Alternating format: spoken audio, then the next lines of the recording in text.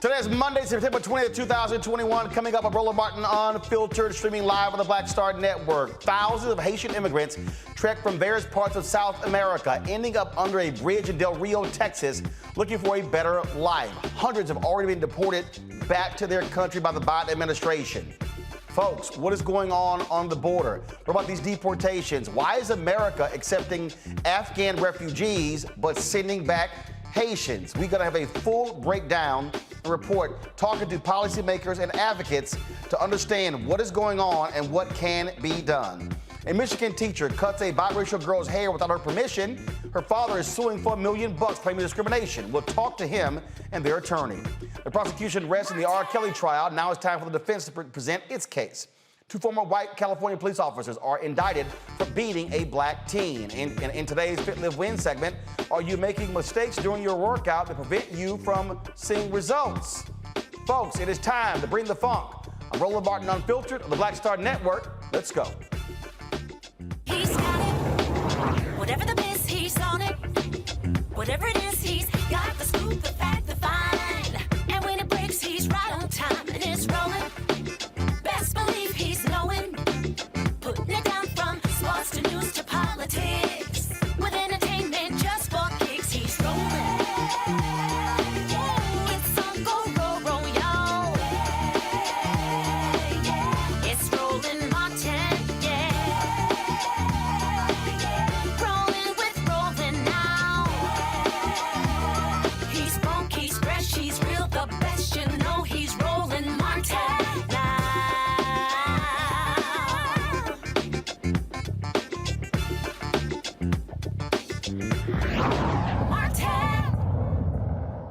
The United States is launching mass expulsion of Haitian migrants from Del Rio, Texas, as more than 12,000 sought entry.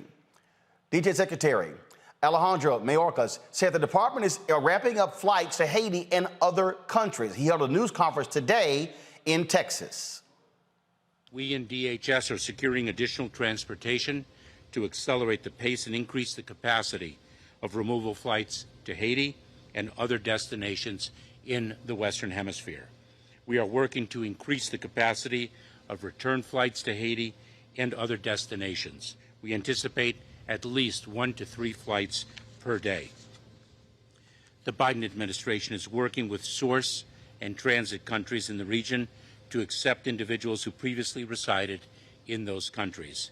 We are undertaking urgent humanitarian actions with other relevant federal, state, and local partners to reduce crowding and improve conditions for migrants on United States soil.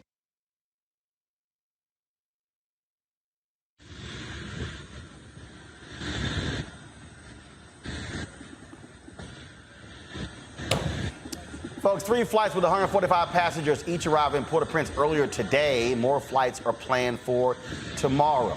Haitian officials are asking the U.S. for a humanitarian moratorium, adding the expelled migrants will likely not accept the expulsion from the United States. Thousands of Haitians migrated from Chile, Brazil, and Haiti, making their way to Del Rio, Texas last week. U.S. border officials say the migrants thought the border was open.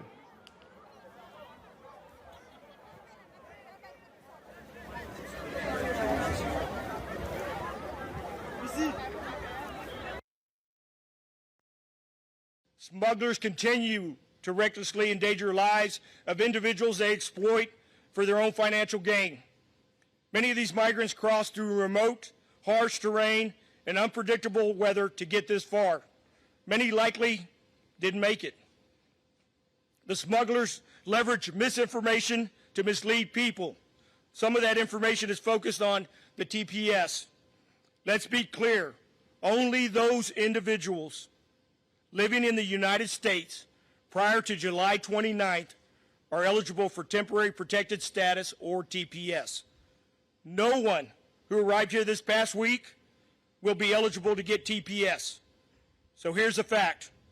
We are still enforcing the CDC Title 42 order, and those attempting irregular migration here will not be allowed to enter the United States. They will be removed and sent back to their country of origin as mandated under current laws. At today's White House press briefing, journalist April Ryan asked White House Press Secretary Jen Psaki why Haitian migrants are being treated differently than migrants from other countries. The process for Haitian migrants has always in this nation been different than other nations. You have people like Congresswoman Sheila Jackson-Lee, who's calling for equal treatment and fairness when it comes to the Haitians at the border. And overall, you're allowing Afghans to come in, Afghan supporters to come in, as well as Mexicans, and then Haitians are not allowed. Can you speak to that, the issue of equity and fairness? Absolutely, April, and I appreciate your question. Let me just take these different pieces side by side, right? One, our immigration policy is not about one country or discriminating against one country over another. We want to end that and hopefully put an end to what we saw over the last 4 years. Let me start with Afghan allies. Afghans who are arriving in our country are entering in a sanctioned an orderly process that includes vetting and security screenings led by the Departments of State, Defense, and Homeland Security. It's not about one particular country of origin, but we've outlined very specifically in here what those processes look like as individuals who are evacuated go to lily pad countries, go through security vetting before they come to the United States on a range of programs. As it relates to individuals who are coming across the border, wherever they're coming from, whatever country they're coming from, Title 42 remains in place. There are a range of programs that people who are in the country can apply for or may be eligible for, including TPS for Haiti, which is something that we still are continuing to look at and review. The Secretary of State, the Secretary of Homeland Security are constantly assessing circumstances on the ground that would necessitate a TPS designation for any country. And they've obviously made a couple of designations over the course of the last couple of months as it relates to Haiti. And no matter whether it's the people who left, the Haitians that left in 2010 and traveled to South America and now trying to travel here, or the ones who left after this earthquake, either way, what is there for them to go back to when these planes are taking them back? The nation is in unrest. The president was assassinated. There are gangs that people are scared of. Democratic rule is not necessarily in place. The people are calling, particularly those here in this nation, are calling for the elections not to be held, on time because of unrest there. And then you also have the issue of the earthquakes. So what is there to go back to? What are you deporting them back to? Well, April, I will say that our objective and our focus is not only in implementing current immigration policies. We have also been working to provide a range of assistance, working closely with officials from the government as individuals are going back to Haiti, to provide a range of financial assistance, to provide a range of technical assistance. That is ongoing. And we certainly support and want to be good actors in supporting Haiti during a very difficult time, as you noted, with a government that is still working to get back to a point of stability with recovery from an earthquake. And that's why we have a range of programs, options, as well as financial support in place. Psaki was also asked about the treatment of the Haitians after a video and photos showing several Texas border agents on horses swinging whips. There are photographs and reports of border agents on horseback using what appear to be whips on Haitian migrants. Does the administration view that as an appropriate tactic? Can you speak to that? There are people who are upset about it. Yeah, understandably so. I've seen some of the footage. I don't have the full context. I can't imagine what context would make that appropriate, but I don't have additional details. And certainly, I don't have additional context, April. I don't think anyone seeing that footage would think it was acceptable or appropriate. And the DHS said it will be, it said Saturday that federal agencies will be partnering with the Haitian government to provide assistance to the returnees. Can you elaborate on what that assistance will entail exactly? You mean to the people who are returning to Haiti? Yes, we've been in close contact with the government about when people return, what that looks like. Let me get you some more additional details about what that looks like when they get on the ground. Go ahead, Yamiche. Thanks so much, Jen. I want to follow up on the question about Haitians and it's specifically these photos that are surfacing on Border Patrol agents seemingly using whips. I know you said that there's no context that it would be seen as inappropriate, so the question really is, why would this be happening under the Biden administration? Is this going to stop? What would I wonder sort of what are going to be the consequences if what we're seeing is what we're seeing? I mean, Yamiche, it's all good questions. We just saw this footage. It's horrible to watch. I just have to get more information on it. Again, April, I don't have more information on it. I've also seen the video. I can't imagine what the scenario is where that would be appropriate. I'm certainly not suggesting that, but we've just seen the footage earlier this morning. I know you said that you're still assessing it, but just to add, if this is what we see, is it the president's stance or the White House's stance that whoever these border agents are using what seems to be whips on migrants, that they would be fired or at least never be able to do that again? Of course they should never be able to do it again. I don't know what the circumstances would be. It's obviously horrific, the footage. I don't have any more information on it, so let me venture to do that, and we'll see if there's more to convey. Karen, go ahead. I think, April, I absolutely understand your question. I think I've been very clear about how horrific the footage is. I don't have more information. As a U.S. official, I have a responsibility to get more context and information.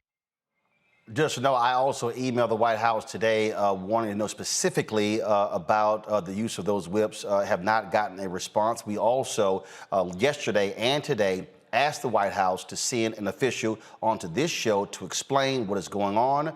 They did not make anyone available. Several Congressional Black Caucus members have spoken about the crisis in Texas. Representative Joyce Beatty, who is the chair of the Congressional Black Caucus, released this statement. I want to express my concern regarding reports of an urgent humanitarian crisis for tens of thousands of displaced Haitians at our southern border.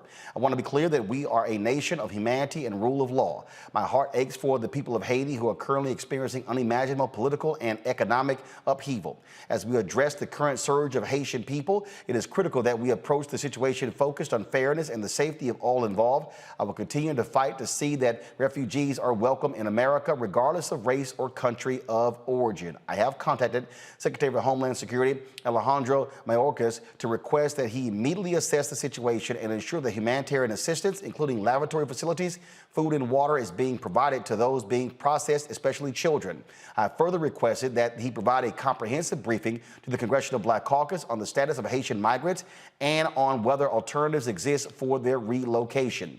Florida Representative Val Demings also issued this statement regarding what's happening there. She said immigration reform to protect dreamers, Florida farmers, TPS recipients, and essential workers is critical for our economy and our future. The Senate must move forward, and they should do so with the understanding that in a democracy, the majority should be able to pass legislation to serve the American people. However, let's also be clear that we are only in the situation because inexcusable obstruction by Senate Republicans has nearly shut down Congress's ability to work for the American people. The Senate must find alternate pathways to complete this work, and every Senate Republican should be held accountable for opposing immigration reforms that will protect workers and an estimated $1.5 trillion to our economy and create 400,000 new jobs. Later in the show, we'll be joined by Congresswoman Yvette Clarke of New York. Folks, let's now go to several guests. Joining us right now is Judge Carlos Moore, his president of the National Bar Association, Brian Concannon, Jr., Executive Director of Project Blueprint, Patrice Lawrence, Executive Director of UndocuBlack Network, and Jean-Jacques Judy, pastor of Walk by Faith International Missionary Church, representative, first of all, International Missionary Church. Judge Carlos Moore, I want to start with you. What is the role the National Bar Association is playing along with the Haitian government or the people of Haiti regarding this crisis? Roland, the National Bar Association is simply calling for the rule of law to be followed. We do know that historically the United States has treated immigrants and migrants from Haiti differently than other non-Black migrants. And so we're simply asking for fairness, for humanitarian relief for individuals who have been devastated by a recent earthquake that has placed over 100,000 people, left them homeless, and then the political upheaval with the assassination of their president. They have no safe place to go. I'm going to Brian here. Brian, first of all, how did we get to this point here? Last year, of course, we had we had the deportation of Haitians back to the country. There was grave concern about COVID, not having, proper testing facilities in Haiti, returning folks back to that country. The Trump administration was doing that. Folks were blasting that. The actions that we're seeing right here from the Biden administration and under this DHS are shameful and despicable. And again, somebody has to answer how in the hell horses and whips are being used. That is certainly not the kind of image this administration should want to send out to this country and abroad. That's a great question, and they're both long-term and short-term answers. The long-term is that for decades, for centuries actually, the U.S. government has had policies that undermines Haiti's ability to provide basic services to its population and undermines democratic governance. That has inevitably created a demand for people to leave Haiti to find somewhere safe where they can live. In the short term, the Biden administration has been using Title 42, which is a public health measure that then Senator Kamala Harris said was illegal and not really advancing public health. They've been using Title 42 to expel people, especially people of color, including Haitians, from the U.S. That policy is illegal. Last Thursday, a judge ordered it. A judge determined it was so, and it's applied in a discriminatory way. And although it is less spectacularly racist than the whips and the horses, it still is racist, and it's led to 850,000 people being sent back to difficult and dangerous situations. Patrice, this Haitian policy that the United States has had really has been in place since President Jimmy Carter. And people have complained for decades. You had Cubans coming to the United States, getting asylum, Haitians being returned.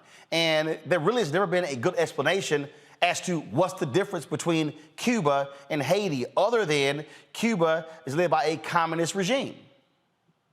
Roland, there is no explanation because the only explanation that can be possible is racism. There's absolutely no other reason for this. And that's even clearer with the images that we saw today. I'm really questioning, what year are we living in? Is it 2021 or is it the 1800s? Because what I saw today was slave patrol. What I saw today was Black people saying we are vulnerable. I've got my child with me. I've got my baby on the breast. I have got everything that I have brought with me here to seek assistance. And the United States saying that 15,000 people, 10,000 people is a crisis? Seriously? We can't handle that, but we are doing other things for other countries? It is shameful. It is absolutely disgraceful. It is absolutely shameful. And all of those racists, those savages on those horses need to lose their job immediately. We have to stop the war on Haitians. We need a system of care. We need to make sure everyone's tested for COVID if that's the problem. We need to get rid of Title 42, and we need to institute immediately Haitian parole. We have the tools to use, and the only reason we're here today is because we're under Biden and not Trump. If we were under Trump, this wouldn't even be a conversation. Pastor Judy, when we talk about, we talk about treatment, I mean, here's the question that somebody has to answer to.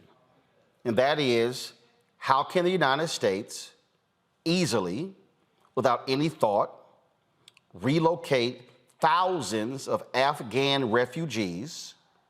They're not, so if we had to use the argument of Cuba, the Afghans are not coming from a communist regime. So the question then is, all right, why is the United States treating Haitian migrants differently than they are Afghan refugees? It's a good question. It's sadly that we're witnessing what's going on under Biden.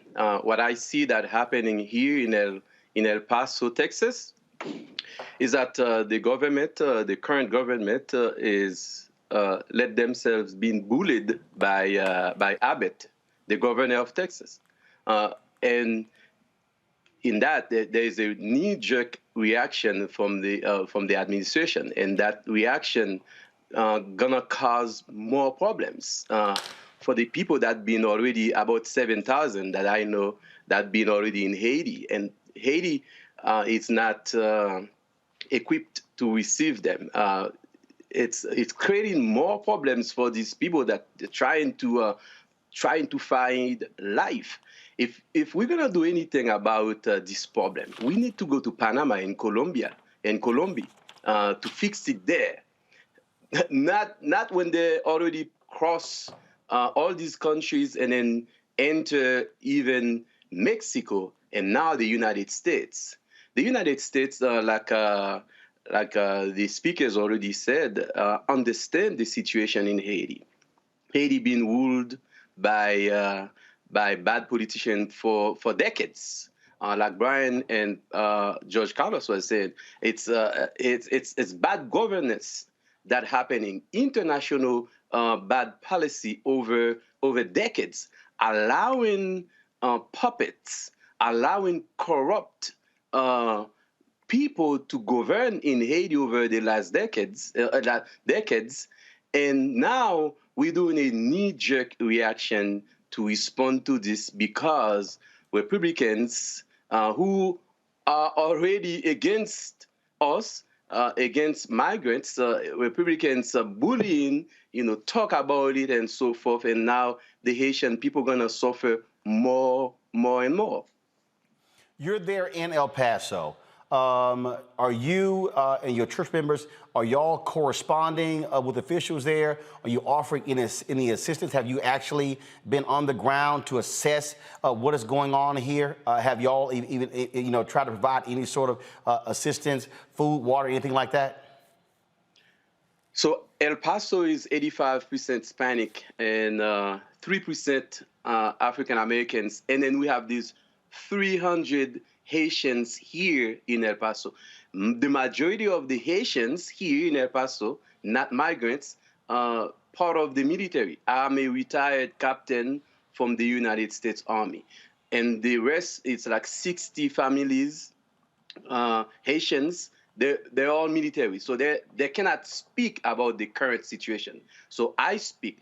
Today, the county judge released numbers of Haitians being processed through El Paso from Friday, talking about 1,500, and then starting today is gonna be 500 every day. The process that I'm saying is that to take them to the airport and then send them back to Haiti. This process will not work. This process, like I said again, is gonna cause more chaos in the life of the people in Haiti. The people here in El Paso, I'm one of the black churches here in El Paso that I need to appeal to the black community. I cannot sugarcoat it.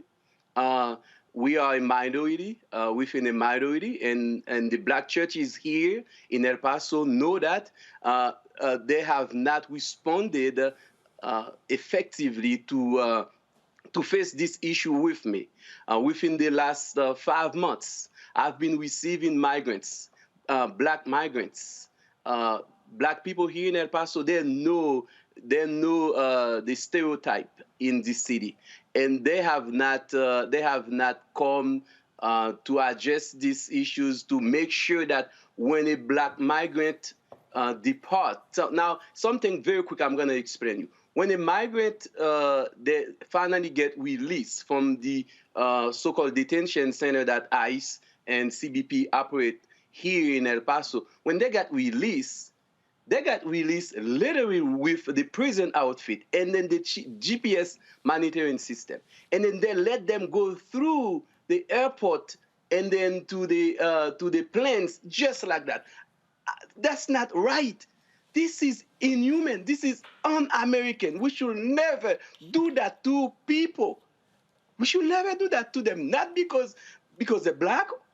How we call in everybody saying, let's get the Afghans, put them in the military base. By the way, I'm here in Fort Bliss. You probably heard of Fort Bliss, Texas. We're here in this base where they put a lot of migrants. The people say, bring them. They say to bring them. And then now, in about 1 month, you do that to Haitians, you do that to Haiti. Come on, that's not right. That's not right. Here's what's interesting. I got folks, people who run their mouths, always smacking their gums on YouTube saying, Roland, you voted for Biden for this. Let me remind all of y'all who seem to be stuck on stupid, okay? Who sent Haitians back? Trump. Who did before Trump? Obama. Who did it before Obama?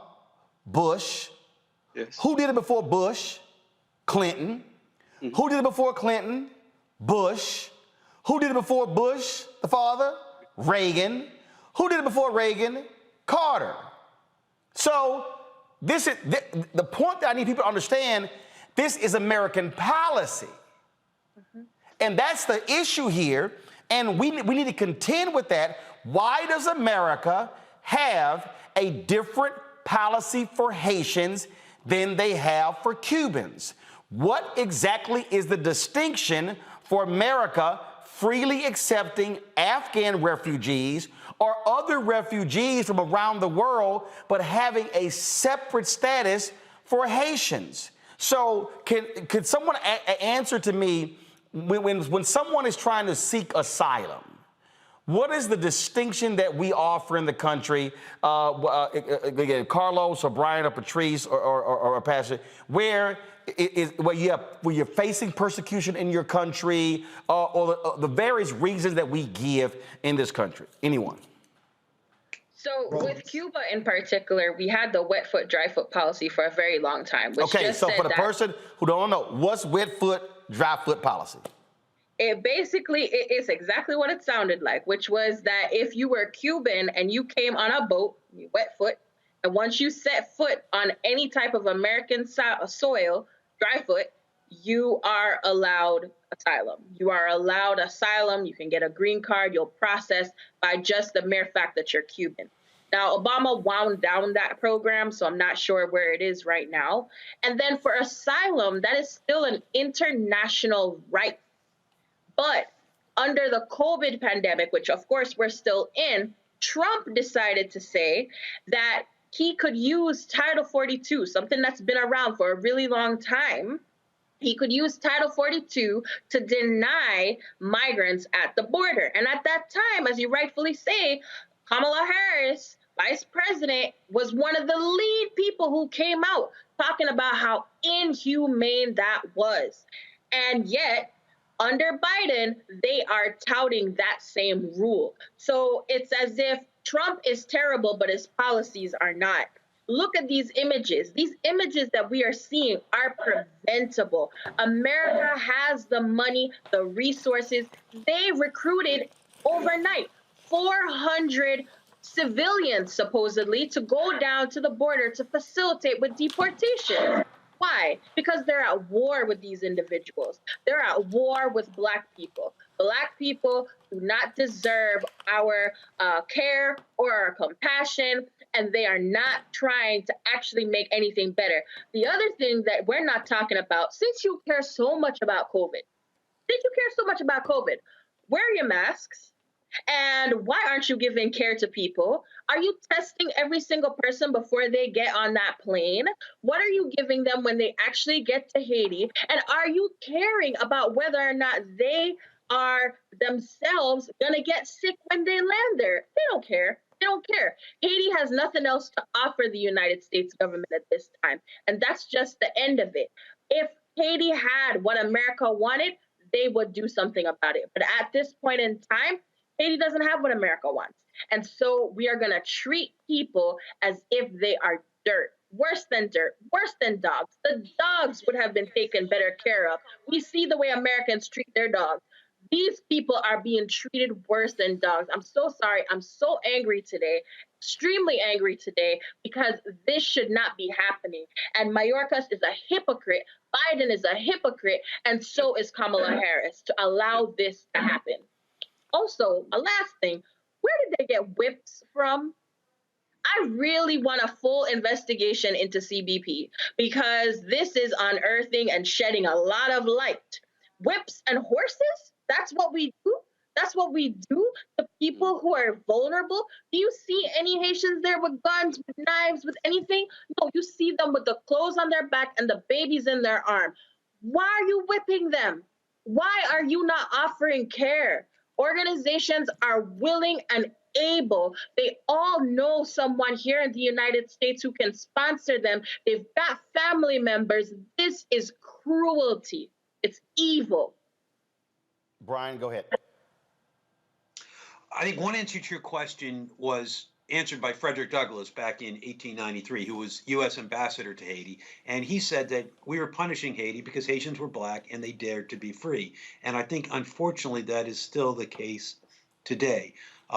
As we know, the Customs and Border Patrol has white supremacism deeply entrenched within its ranks. And even this policy, Title 42, was started by Trump advisor Stephen Miller, who's a known white supremacist. And it was not done to stop COVID because he tried to use the same thing for mumps before COVID came along. He just wanted to help preserve the white majority in the United States. And that's what this is all about. And the Biden administration may not like that, may not like Stephen Miller's policies, but they are certainly continuing them, either because they like them or because they're unwilling to stand up against the white supremacists. And as long as people who profess to not like white supremacy are not willing to stand up against it, this is going to continue. Carlos, the reality is the Biden administration does have a problem. When you had then U.S. Senator Kamala Harris speaking out against this, now she is vice president. The other issue is this here. Biden also put her over the border. So the question now is, again, so this is happening. We heard from the DHS secretary today, have not heard from Harris, have not heard from Biden. We heard from the press secretary, Jen Psaki, just so people understand. And look, this is probably also very personal to Karine Jean St. Pierre, who was the deputy press secretary, because she's Haitian. And so, again, I reached out to the White House yesterday and specifically said I wanted an administration official on the show today. They got back with me saying the DHS secretary was having a press conference. I said, no, I want someone on the show to explain. No one was offered up. And so they have some serious questions to answer when you talk about this treatment here. And I specifically asked about the horses and the whips, did not get an answer.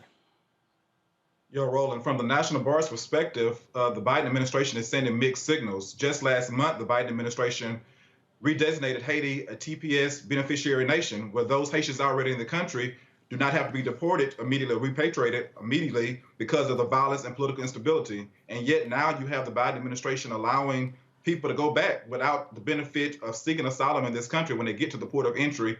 Or, it's baffling to the National Bar Association. So we're simply asking the Biden administration to stop sending mixed signals.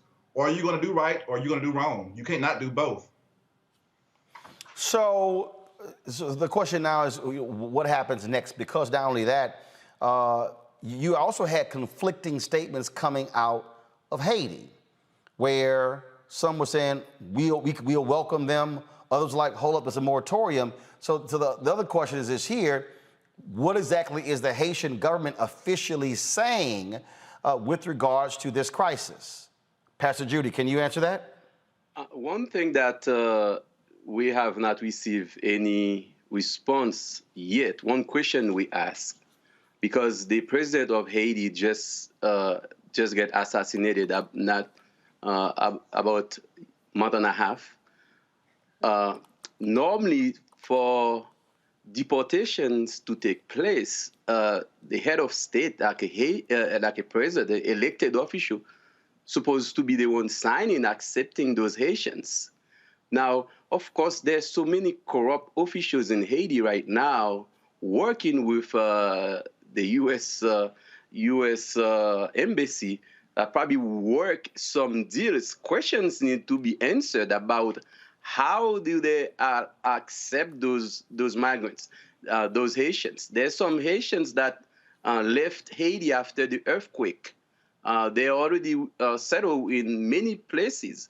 Haiti is the last place that they will go because the ties is limited because they've been away from Haiti for so long. So the question today is who signed, who accepted them, who allowed it, or is the administration just by force just enter Haiti because Haiti is unstable right now? So as far as officials in Haiti, it's nobody really in charge because not too long ago, the prosecutor sent a letter to interview the current prime minister. The prime minister turned around and get the prosecutor fired.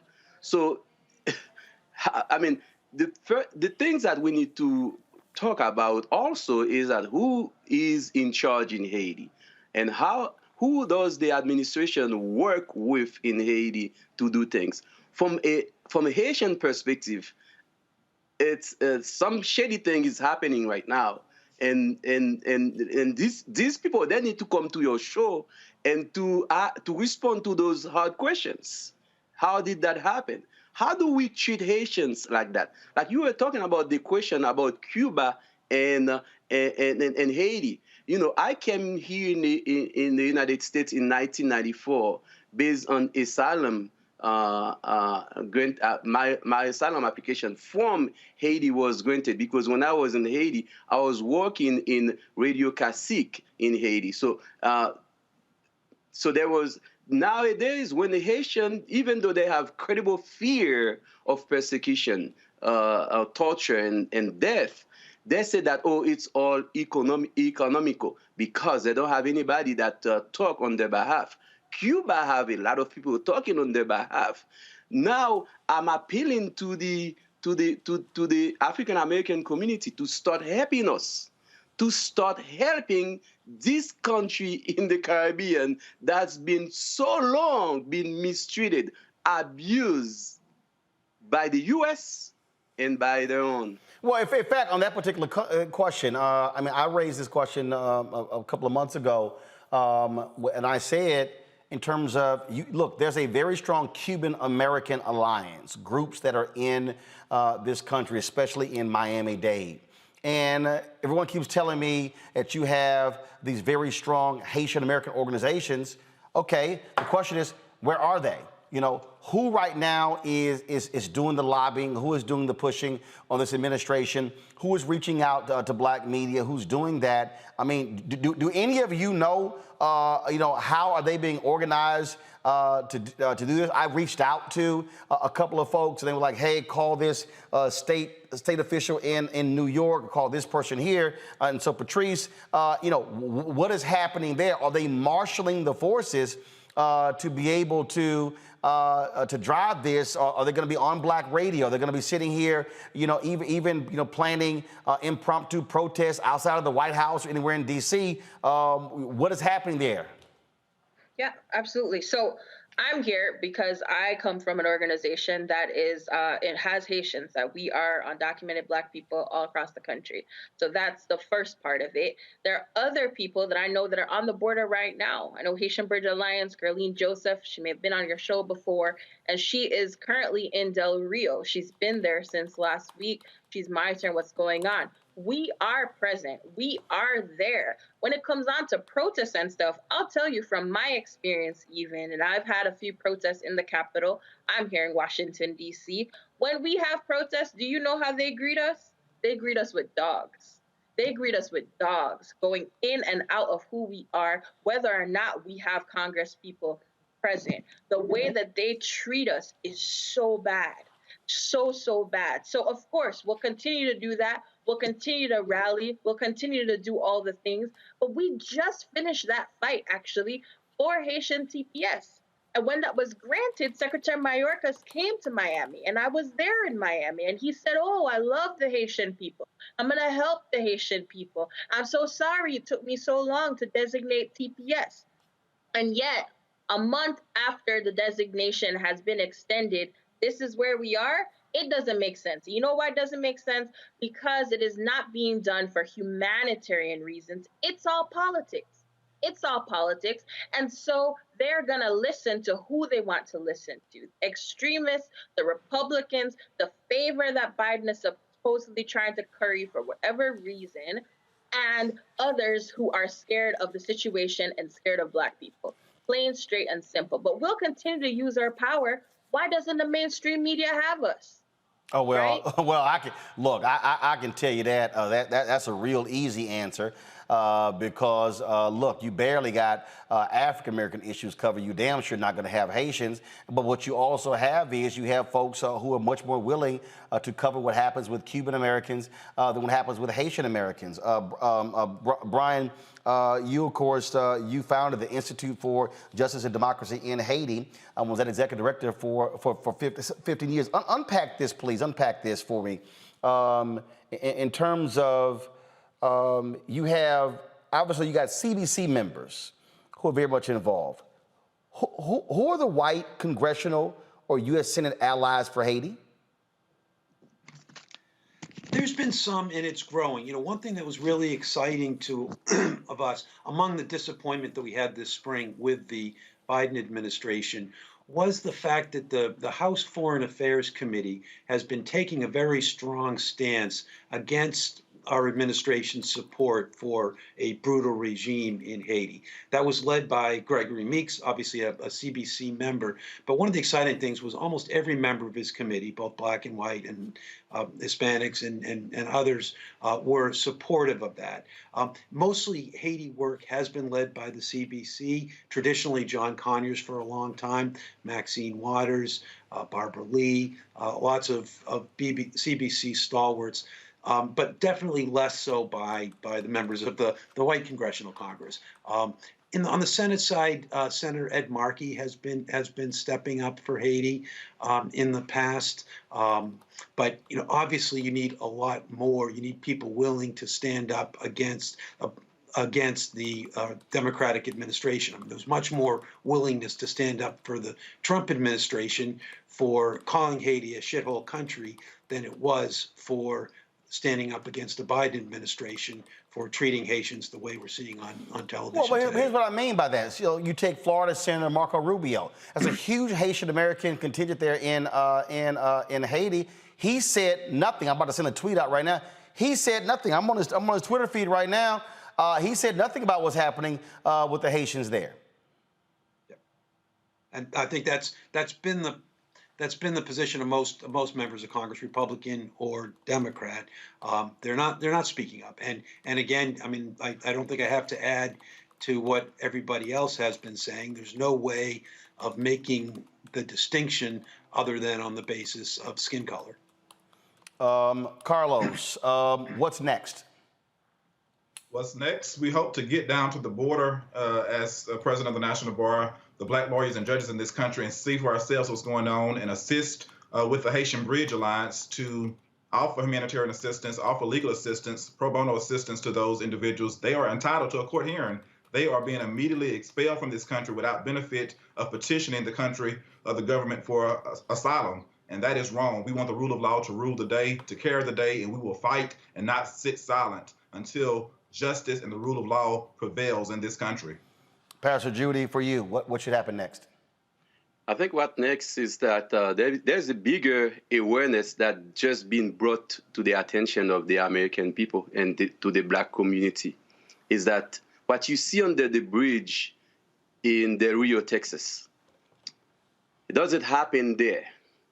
We have to go back to see over the past 50 years how the United States of America has been mistreated Haiti by putting bad people in power in Haiti, by setting up bad conditions for Haitians to live in Haiti.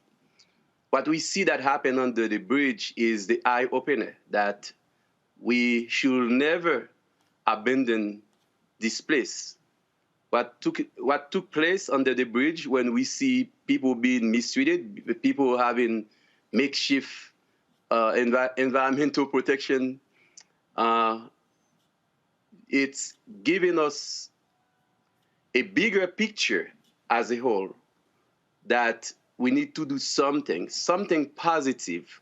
We need not to respond to Republican bullying us.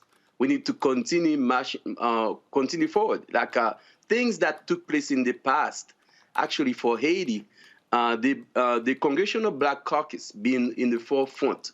Now I understand Biden is the president, is the Democratic president, they're kind of silent. They need to come back and start talking again, start bringing awareness. We need to take off the gloves. The Black Lives Matter. We need to get involved about this minority of Black in Haiti being mistreated for too long. And the real is to let us know that, oh, Haiti still exists. Haiti, we need to do something more positive about that place. Patrice. And Dr. Black will continue to organize. In the past week or so, we were able to organize a letter that came from Congress with about 50 Congress people. It needs to be much more. We had another letter that was sent to the administration that had over 300 advocate organizations, national, state, and local. It needs to be much more. And we are calling on all of the viewers to treat this situation as how they treated the kids in cages. Let the whips on horses be the same reaction as kids in cages. And we're going to call for more people to do that and for Biden to institute humanitarian parole for Haitians immediately and end Title 42. There should not be a flight tomorrow after what we witnessed today. All right, folks. Look, we certainly are going to keep our focus on this, and we want absolutely someone from the Biden administration to come on to explain this policy, especially Title 42. In addition to that, expect to be hearing more from Congressional Black Caucus members, Congresswoman Yvette Clarke. They're actually in a meeting as we speak with Vice President Kamala Harris on another issue, and hopefully when they come out of that meeting, we'll be able to hear from Congresswoman Yvette Clarke. So Judge Carlos Moore, Brian Concannon, Patrice Lawrence, and Pastor Jean, Jacoby, Judy, I certainly appreciate all of you being on the show. Thank you. All right, folks, gonna take a break. We come back, we'll have our panel, and we'll unpack this further and break down other news right here on Roland Martin Unfiltered, streaming live on the Black Star Network. Back in a moment.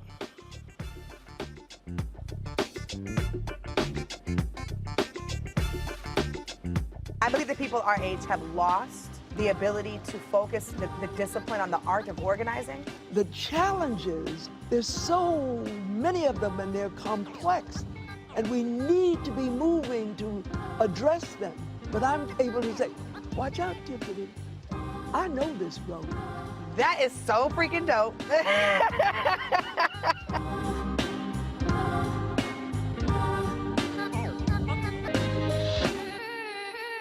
Time to be smart.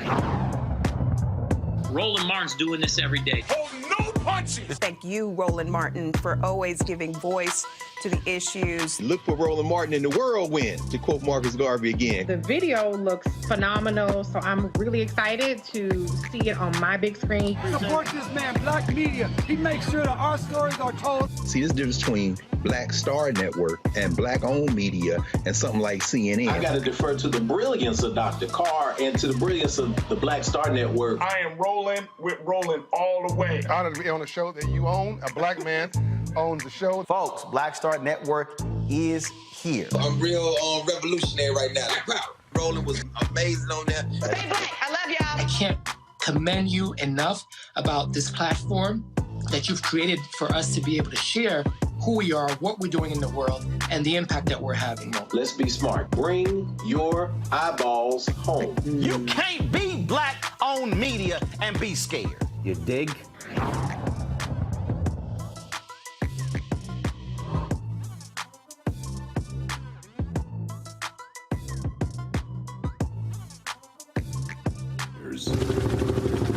America lost 58,200 soldiers in Vietnam. Under Ron DeSantis' disastrous leadership, Florida has lost 47,000 people to COVID. Every day I come to work, I feel like I'm going to war. I feel like it's a battlefield.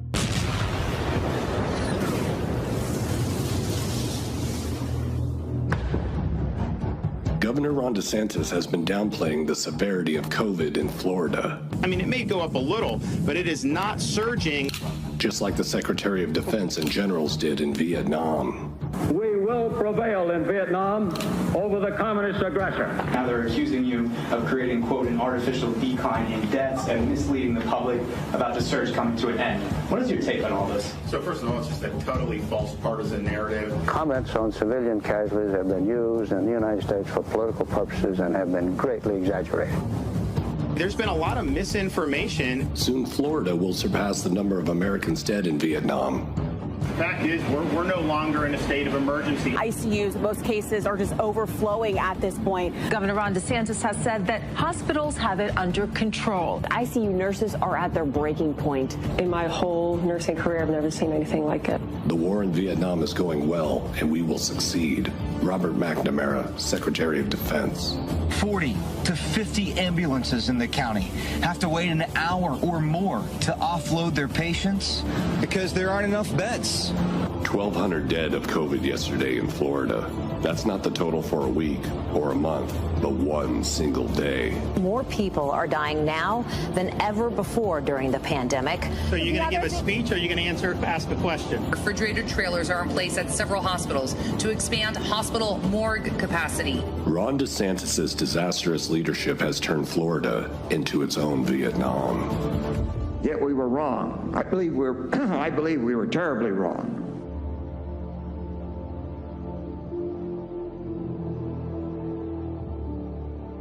Hey, yo, Peace World, what's going on? It's the Love King of R&B, Raheem Devon. Hey, I'm Cupid, the maker of the Cupid Shuffle and the Wham Dance. What's going on? This is Tobias Trevelyan. And if you're ready, you are listening to and you are watching Roland Martin Unfiltered.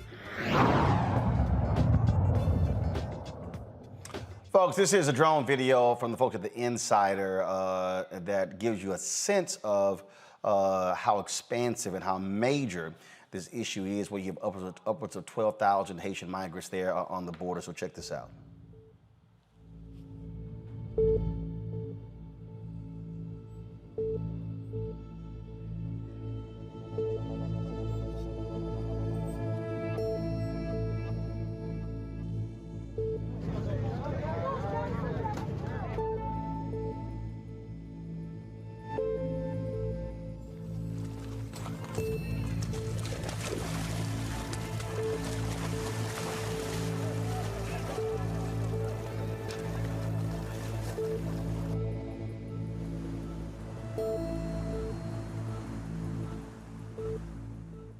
Estamos pasando súper mal, la familia le manda plata a nosotros y nosotros no podemos comer, tenemos niños y sin pañales, mira. Ahora tengo que cruzar al lado mexicano con la plata mojada para poder ir a comprar algo para el niño y no tenemos nada ya.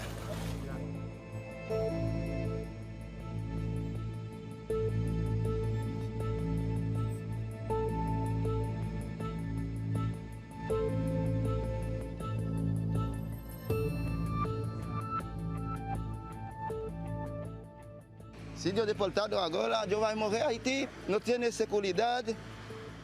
Haiti, só bandido. Tem guerra civil todo dia. Muito complicado, porque não tem dirigir Haiti, não tem nada.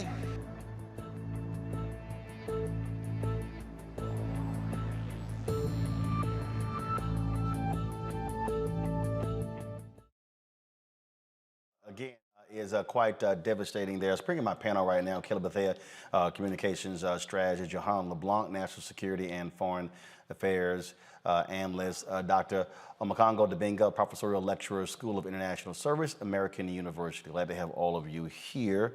Johan, I'll start with you. Your assessment of how significant and serious this issue is, and what must the Biden administration do to deal with, obviously, these shameful images? Absolutely, Roland. I think that, one, we need to look at the rule of law and see what it says, right? And as we know, for asylum, these folks are obviously at the border because they're seeking refuge. So I believe that they should be allowed, be afforded the opportunity to engage in a critical fear interview and for the administration to ascertain whether or not they are eligible for asylum, to apply for asylum, and so forth. So I think that the rule of law needs to be applied here, like it has been applied, like it's always applied with other immigrants that are not black and brown, right? And also I think that the Biden administration needs to certainly treat those migrants with dignity. And I understand if you're going to repatriate them, while I do believe that their rights are fundamentally being violated under international law and even some of the domestic laws here in America under the Immigration Naturalization Code, but at the very minimum, the administration must treat these migrants with dignity. For example, one woman who was sent back to Haiti, she was repatriated back to Haiti. She said, you know, I don't mind that they sent me back to the country where I'm from. That's not the problem. But the Biden administration should have treated me like a human. And I think for all of us, whoever you are watching these images, we should all feel uncomfortable because we put Biden in office. I myself voted for President Biden because Biden told us that he was going to restore America's dignity. And right now, that's not what he's doing. He has continued with Trump's failed policies as it relates to the treatment of immigrants, in particular, Black immigrants. So the Biden administration needs to comply with the rule of law and treat those migrants with dignity. Congo, this obviously, you have an administration that is under intense pressure from the right wing. Let me just give you a sense of why I'm saying that. So go back to my computer, please. So if I scroll down, I just click videos. If you look at, a lot of the folks who are reporting on this, what you're seeing is yes, Sky News, you're seeing CNN, but guess what, Democracy Now! But also you're seeing Breitbart, Daily Caller, a lot of these right-wing websites. And so what's happening here is that the right wing has been putting massive pressure on President Biden over the issue what's happening on the border because they have been making this a political wedge issue.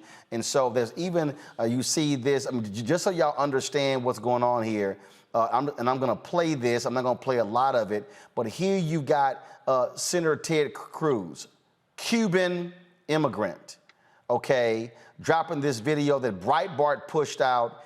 Cruz blames Biden for inhumane Texas migrant camp. They're pimping what's happening here with the Haitians. That's what the right is doing here. And so when you go to Twitter, you look at who's pushing out the videos, right here, Daily Caller. There's a reason why the right is doing it. They don't give a damn about Haiti. Yeah, absolutely right. Absolutely right. And they're going to push any single narrative that they can to act like they care about us. And yes, we can talk about how Biden can't win for losing when it comes to this because he's going to get hit from all sides. But we need to focus like you just did for this last hour on the side that we're on and hitting them. Because as the last panelist said of the last segment, those flights need to stop tomorrow. All these Breitbart and all these guys, they're going to take every single thing that they can. But we need to keep this activism going. We're talking about freaking whips, Roland. Whips, man. It's like 1821 or 2021. Biden has all of this talk about restoring dignity and the like, but his policies, whether we're talking about Iran, Cuba, Canada, and now this is continuing what Trump did. And we put these people in office right now, and really at the end of the day, Ted Cruz and all of these guys, they can go and sit themselves down somewhere. We got to continue to fight for our people on this border. Like the pastor said, where the churches, just where are we right now, Roland, right? And nobody's giving it the type of attention that you're giving it right now. And so we need to keep the fight up.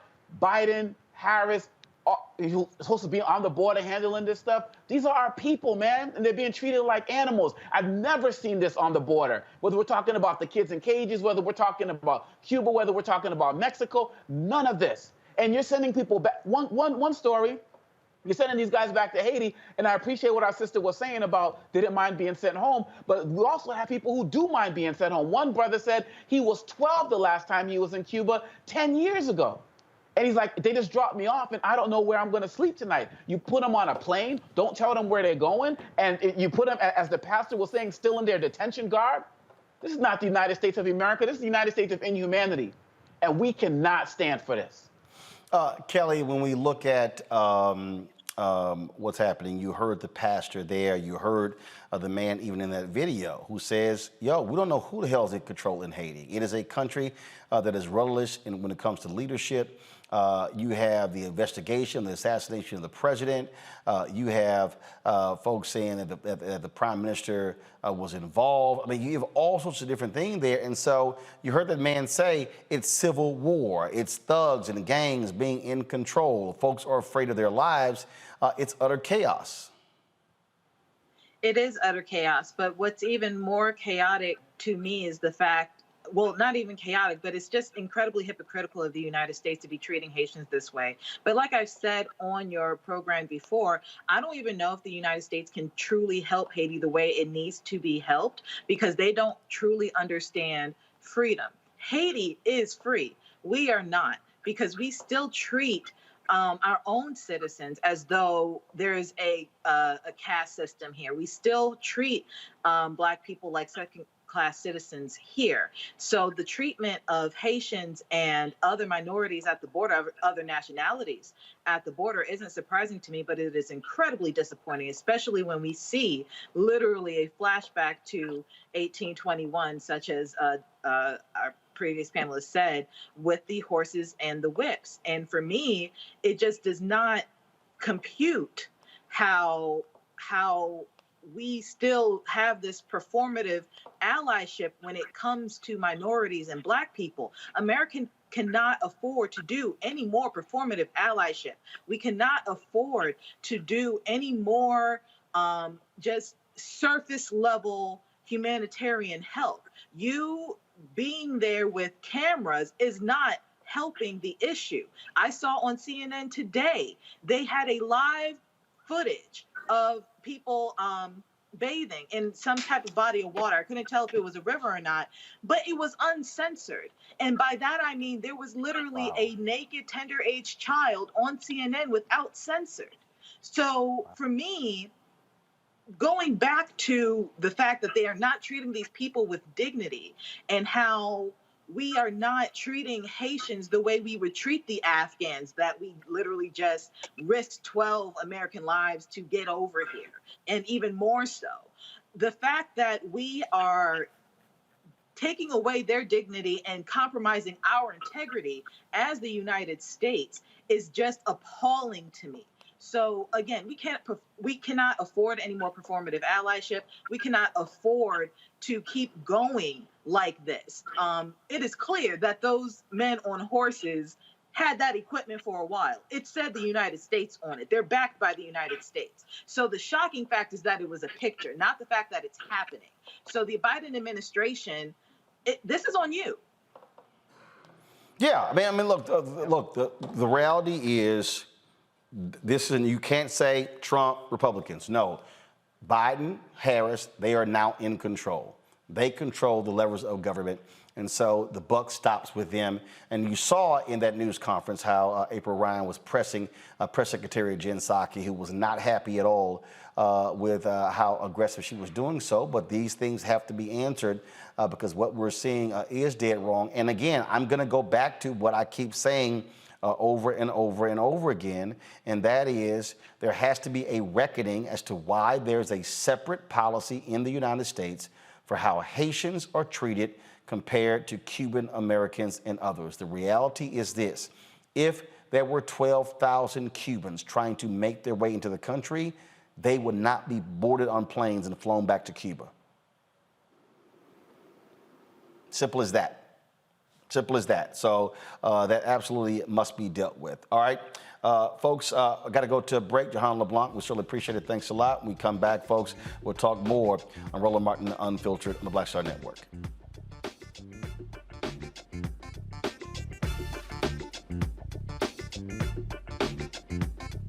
George Floyd's death hopefully put another nail in the coffin of racism. You talk about awakening America. It led to a historic summer of protest.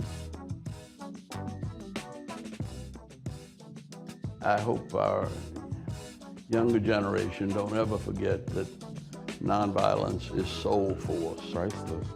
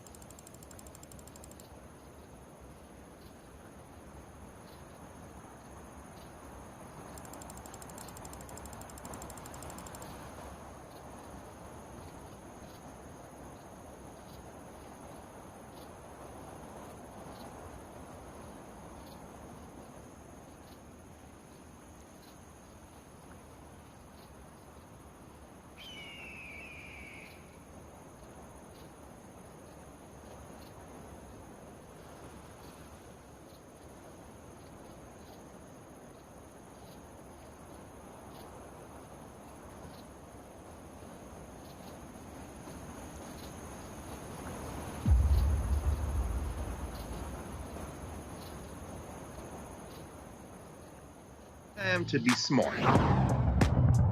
Roland Martin's doing this every day. Oh, no punches! Thank you, Roland Martin, for always giving voice to the issues. Look for Roland Martin in the whirlwind, to quote Marcus Garvey again. The video looks phenomenal, so I'm really excited to see it on my big screen. Support this man, Black Media. He makes sure that our stories are told. See, there's a difference between Black Star Network and Black-owned media and something like CNN. I got to defer to the brilliance of Dr. Carr and to the brilliance of the Black Star Network. I am rolling with Roland all the way. Honored to be on a show that you own. A black man owns the show. Folks, Black Star Network is here. I'm real revolutionary right now. Roland was amazing on there. Stay black. I love y'all. I can't commend you enough about this platform that you've created for us to be able to share who we are, what we're doing in the world, and the impact that we're having. Let's be smart. Bring your eyeballs home. You can't be Black-owned media and be scared. You dig?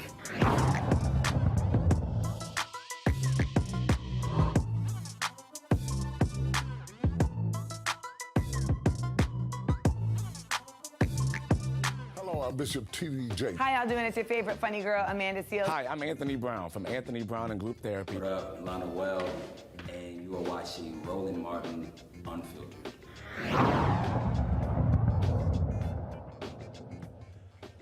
Prosecutors in the R. Kelly sex trafficking trial arrest their case after calling 45 witnesses over the past month. Several women and 2 men in Kelly's inner circle testified he was grooming them for unwanted sex and psychologically tormenting them. The defense will now begin calling former Kelly employees to cast doubt on some of the accusers' accounts. Kelly has denied any wrongdoing. Kelly Bethea, I'll start with you. Again, the R. Kelly defense, they got an uphill battle on their hands. I don't even think it's uphill. I think they already lost the war on this. This is just a matter of constitutional rights at this point, in the fact that R. Kelly is entitled to an adequate and effective defense. Frankly, what he did was indefensible. We have known for 20 years that R. Kelly is a pedophile. He is also a hebephile. He is a disgusting human being who happened to have been talented, not talented to the point of that he's above reproach, but he was talented nonetheless. He was a musician, but that does not excuse his behavior to the tens of possibly hundreds of Black girls and young Black women that he has assaulted, that he has raped, that he has. Hold up. We cannot say he's assaulted and raped because he hasn't been convicted. I understand your allegedly. point. Thank you. Allegedly. I said, but as a lawyer, we can't make that because he's not been convicted. I'm aware. My apologies. Allegedly assaulted, allegedly raped. Just indefensible crimes that he has been indicted for. He needs to go to jail. Should he be found guilty, which I, at this point, have no doubt that he will be, he needs to be up under the jail. This is a man who claimed to be the Pied Piper. He coined himself to be a predator, because that is what a Pied Piper was. That whole folklore of a older man who, by being a musician, was able to lure children away from the safety of their homes so that he could do unspeakable things to them. The fact that he likened himself to that in a favorable light and still thinks that what he allegedly did is okay just shows you that not only the cognitive dissonance, but just how sick this man really is, and how sick, frankly, his followers are, who still think that he's innocent. So again, like you said, we're going to be watching this very closely, but I have a really good feeling that we won't be saying the word allegedly much longer. Makongo? I'm definitely hoping that Kelly is right on that, in terms of we won't be saying allegedly much longer.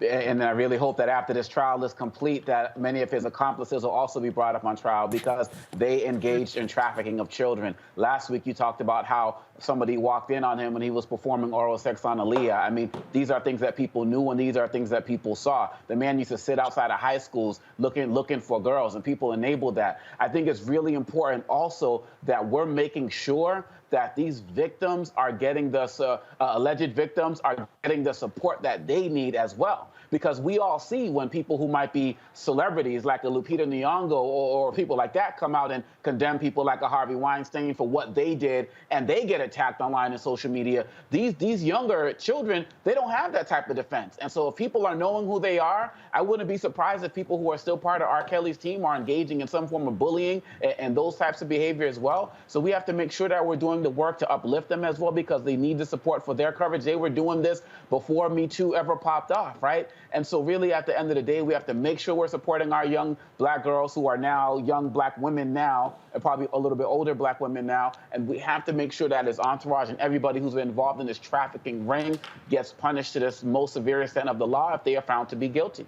So we certainly will see what happens now that the defense now has their time. All right, folks, so let's go to Michigan, where, crazy story, a Michigan father is suing a school district for cutting his daughter's hair. Biracial, but did it without permission. Jimmy Hoffmeyer filed a $1 million lawsuit against Mount Pleasant Public School for racial discrimination, ethnic intimidation, intentional infliction of emotional distress, and assault and battery. Hoffmeyer claims the school violated his daughter's rights after having their hair cut on 2 separate occasions while his daughter, Journey, was at school. Joining us right now is Jimmy Hoffmeyer, as well as attorney Chandrika Simmons and Christina Laster, Director of Policy and Legislation, National Parents Union. Glad to have you here. Jimmy, first of all, why in the hell are they cutting their hair? Like, what was the rationale given? They said it was because my 7-year-old daughter, asked for it to be done. Okay, hold on. They're claiming that your daughter asked for her hair to be cut. Yep. But so what? Is there a salon or a barbershop in the school? No, there isn't actually. So first of all, who cut her hair? First time it was a 7-year-old little girl that was in class with her, and her name was Amaya, I guess. That was on March 24th. And March 26th, it was done by her library teacher and approved by her her first grade main teacher as well. Okay, so I mean, obviously, look, in schools, kids do all kind of stuff. And so having another classmate clip your hair, I mean, I get that.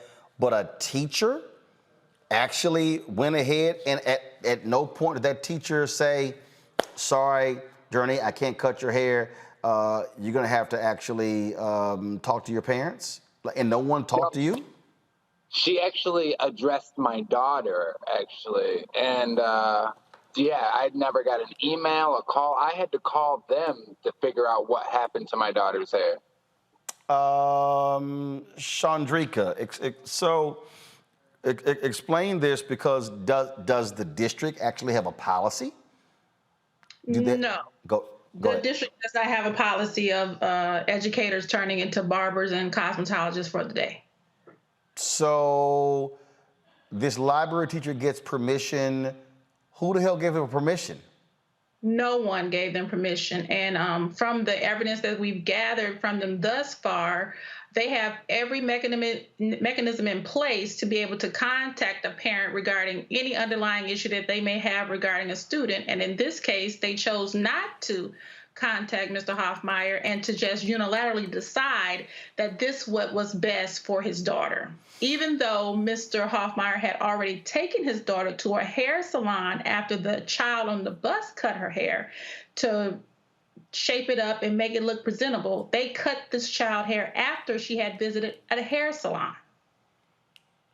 So I'm just trying, I mean, the thing that really just jumps out at me here, Jimmy, is, okay, what was the response from the principal, from the school district? The response from the there really wasn't a good response. They just asked how they could just make it go away, pretty much is all they said. And from the get-go, they told me that they were going to end up with letters in their progress reports, and that's what the end result was of their third-party investigation, who never spoke to me or my daughter or her counselor or anything. I want to bring in Christina Laster, of course, with the National Parents Union. Christina, the reason this is significant because this is not the first story we've told. We've had black folks fighting hair battles. We've, of course, been covering the Crown Act, its passage in different parts of the country for the past year or so. And the thing that really that jumps out is just this constant desire to cut black kids' hair. Right. And so basically we see that Mount Pleasant would like the public to believe that this is an isolated incident, but we know that it is not. And there is a pattern and a history of hair discrimination, right? And now we're seeing that permeate throughout K-12 schools where children are either forced to comply or assimilate immediately if they're involved in athletics or whatever the case may be. This takes it beyond the norm of asking the student to like cut their own hair to they took that action into their own hands without parental permission or consent. And so this is why it's vital to have accountability mechanisms like the Crown Act that specifically say you cannot do these things and under these certain conditions, because apparently common sense was not so common that day. In terms of what is the next step, first of all, with your lawsuit, Christina? I'm sorry, Chandrika, your next step for the lawsuit? So right now, we filed a lawsuit last week in the Western District. The lawsuit, however, will be moved over to the Eastern District, most likely in a couple of weeks. Once that is moved over, we will serve the defendants with the lawsuit and go from there. What we're seeking is some type of justice, because the response that we received these months that we've been trying to reach a resolution with the school district on this matter is so nonchalant, so not taking accountability for this occurring to this child. And I don't think they understand the underlying issues, that this is a cultural issue and there needs to be a cultural change in the Mount Pleasant school districts. I've been reading comments about this lawsuit since I filed it, and I see that there's a cultural divide as to children of color and their hair versus others in their hair. But I would like to say this. If anyone had a child in public schools and they came back home with their hair cut, they would be livid. Jimmy, obviously you get a response from the principal. How about the school board? The school board, we haven't gotten any response from, really. We've tried to show up at school board meetings and have them address things, and they've never responded back.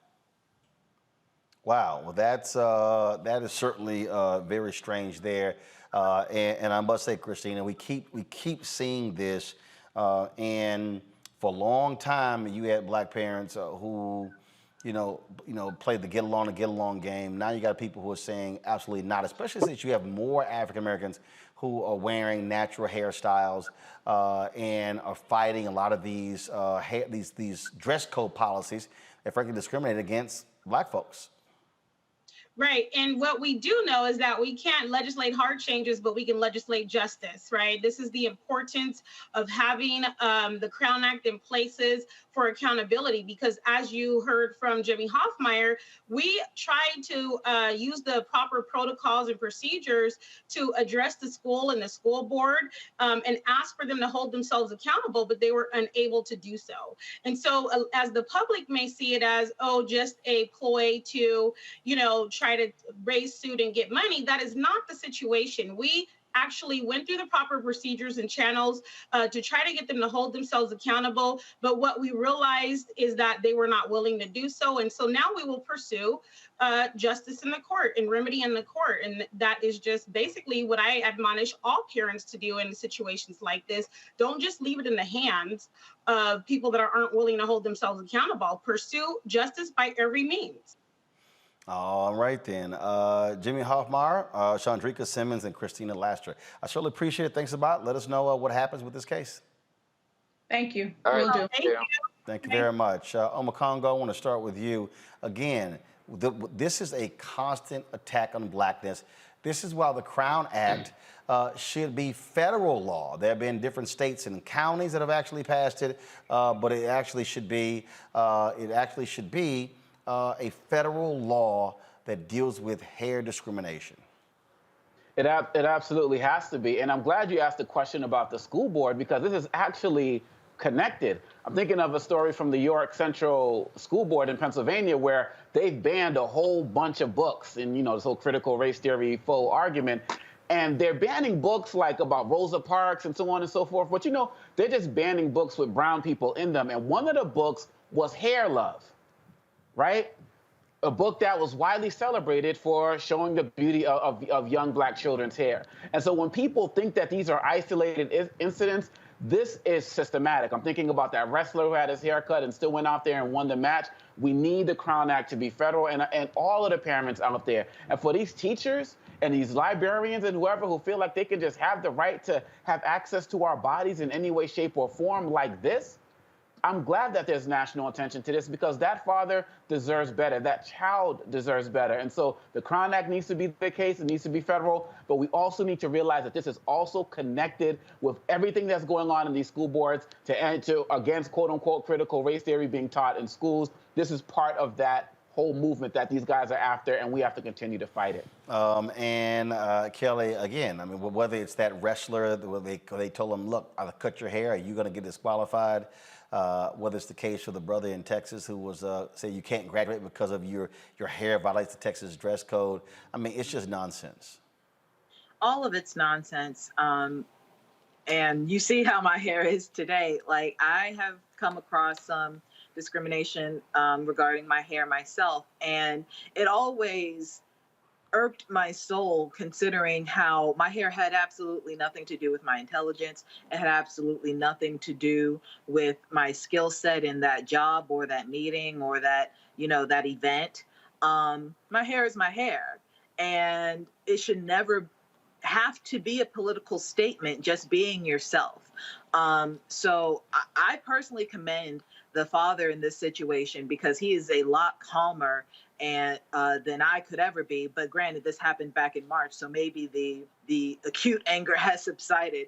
But I commend him for his grace on this issue, and I also commend him for actually not only standing up for his daughter, but at this point, he's standing up for all the kids who are in this jurisdiction who have similar issues regarding their hair, because their hair should not be an issue at all, and yet it is.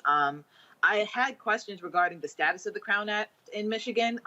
Like Doctor said just previously, it should be federal law, but until that point, every state should have some type of legal safeguard when it comes to hair discrimination. That's why the Crown Act was even legislated and designed for legislation in that regard. But I would also press criminal charges if possible, because at the end of the day, this is assault on two ends. This is assault on the civil side, which is where they're seeking damages. But this is also assault on the criminal side, because someone touched a child without parental consent or without the consent of somebody who could give consent. So I would be interested to see if somebody's going to go that legal route as well. All right, folks, let's talk about COVID, where Pfizer says it has a vaccine that is safe for children ages 5 through 11. With pediatric infections on the rise, many parents are eager to vaccinate their children. The vaccine is already approved for children ages 12 and up. More than 5 million children have been diagnosed with COVID since the start of the pandemic. The FDA will decide on the safety of Pfizer's vaccine for children in the coming weeks. Today, there are 42.9 million reported cases of COVID and 692,000 deaths. In Alabama, there were more deaths than births last year. This is the first time the state that's happened in more than 100 years. Alabama has 64,714 reported deaths and 57,641 births in 2020. The state is battling a war against, of course, the highly contagious Delta variant and running out of ICU beds.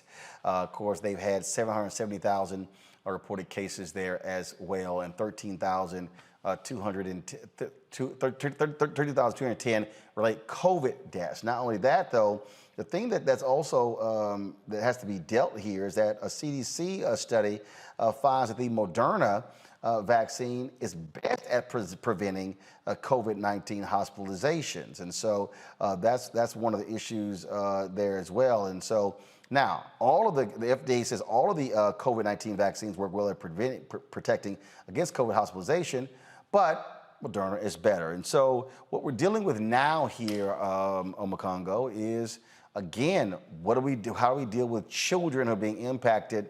And so Pfizer put the press release out. It has not been certified by the FDA that the Pfizer vaccine is better for kids 5 through 11.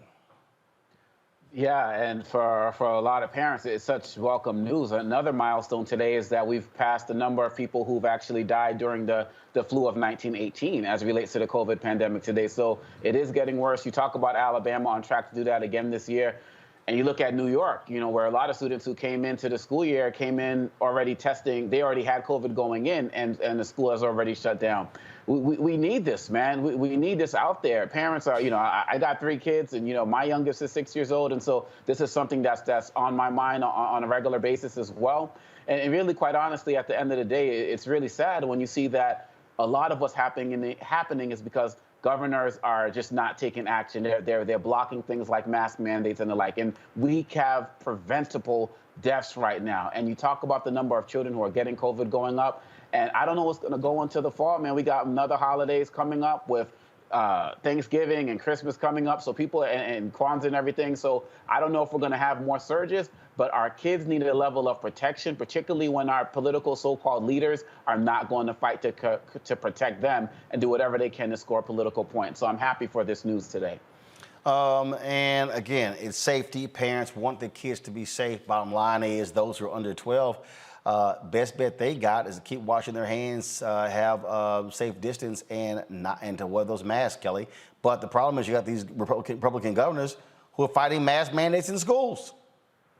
It's absolutely ridiculous. To me, it just feels like these politicians do not care about our kids, because it does not make sense that you are fighting against preventative measures against a global pandemic by telling people not to wear, frankly, the one thing that can keep them from getting it outside of a vaccine. It is absolutely ridiculous to me. And these poor kids, they don't have safeguards like the adults do, being the vaccine. Finally, Pfizer is saying that ages 5 to 11 are able to get it, but we don't know if these parents are going to give the go-ahead to get this vaccine to their kids because of the vaccine hesitancy and the vaccine, frankly, just the vaccine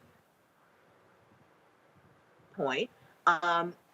It's incredibly frustrating to me that these children have to rely on those who also do not care about them to the extent that they should. If you are a parent who has a tender age child in this age group, please get them vaccinated, because that is the only way we can actually achieve herd immunity. That is the only way we can get a semblance of normalcy back in this country and, you know, in general, the world.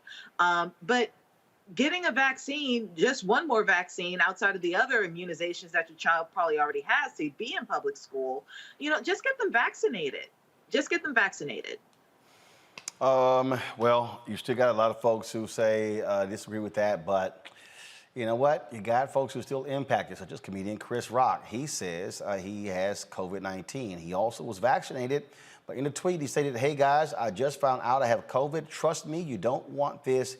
Get vaccinated." Speaking of getting vaccinated, wife of Reverend Jesse Jackson Sr., you know what? Before, she didn't want to get vaccinated for COVID. Oh, she now is urging people to do so.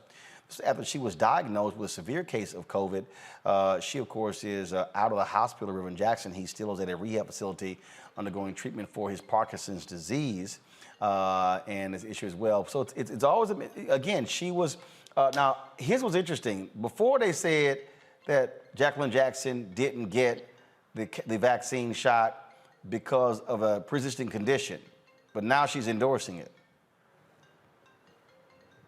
Sounded to me like she's actually didn't want to take the vaccine, but she'll believe it now.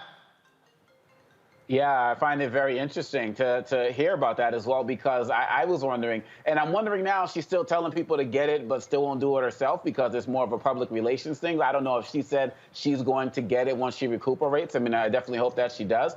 But it's like they say, when this stuff hits you in the face, all of a sudden, everything changes. And I'm just fortunate, I'm just grateful that neither she nor Reverend Jackson were on their deathbed talking about, you know, can I get the vaccine? I mean, she has an opportunity now to heal, and I hope that she continues to be a strong voice for these vaccinations, because quite honestly, a lot of people are going to listen to her, probably more so than they will him. Look, I'm telling y'all right now, y'all can play around as all y'all want to. Go ahead. I ain't trying to play around with COVID, but, you know, and so it goes. All right, folks, 2 former California police officers were headed to court for beating a black teen.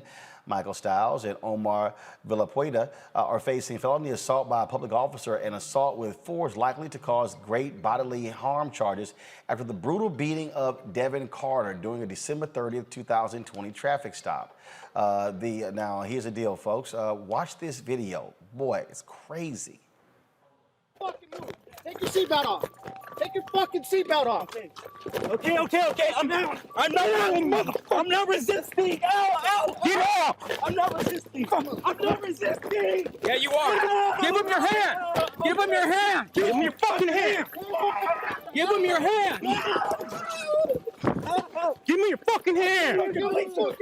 Give him your hand. Fucking hand. Ow. Give him your hand! Here. I'm on it. I'm done. I got one. Give him your other hand! Ow! Give him your hand! Give him your hand! Your fucking hand, asshole! There. Ow! Yank it. Ow! Yank it.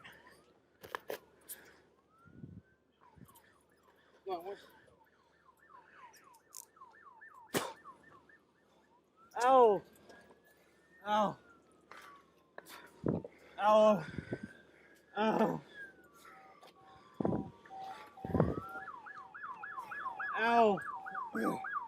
Double off. I'll throw him in the car. Stand up. Huh? They're on the tight. Yank it. Ow. Stand up. Okay, I'm done.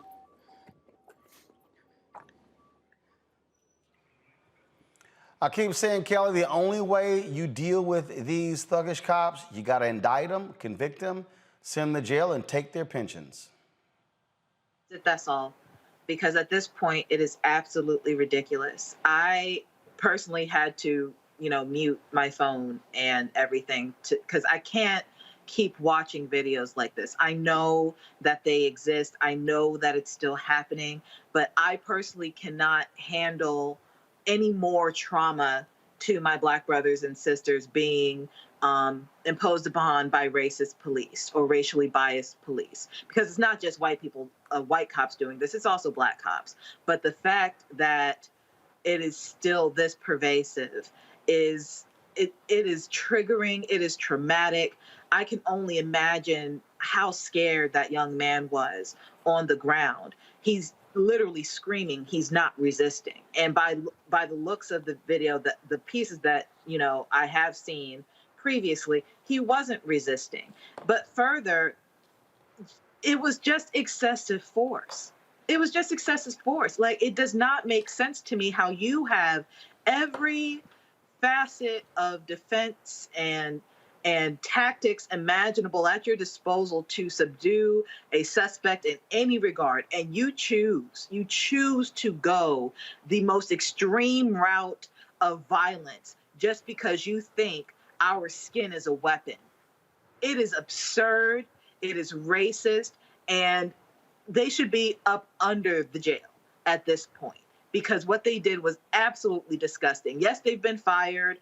All of the administrative stuff is done. At this point, this is purely criminal. They need to be under the jail.